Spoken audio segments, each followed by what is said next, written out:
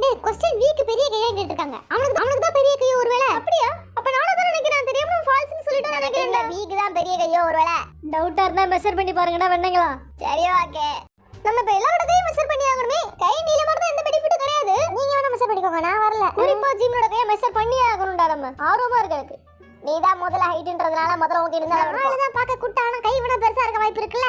எங்க எல்லாரோடயும் உங்க கை பெருசா இருந்துச்சுனா நான் மொட்டை அடிச்சுக்கிறேன். நீ வாடா நான் மெஷர் எடுக்கிறேன் வாடா. நில்றா ஆடாம. ஐயா அவசரப்பட்டு ஓகே பண்ணிட்டோமா?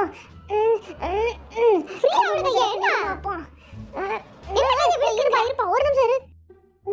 டா நிமிர்ந்து நின்னு தோளா. நில்லுறானே இவன். ஸ்டடி குட்டையா கையில நீளமா இருக்கும். காலம் குட்டையா இருக்கு. நல்லா பண்றீங்க. ரொம்ப குட்டையா இருக்கா? லூசா இருக்கும். கை சின்னதாலும் பரவாயில்லை. எந்த பிரச்சனையும் கிடையாது. ஏன் உன் கையும் அப்படிதான் இருக்குன்னு சொல்றியா? சாயம் போடு. போதும் ஜிமினி. சரி. ஆளுதான் மாப்ள நீ குட்டையா இருக்க. கையாச்சு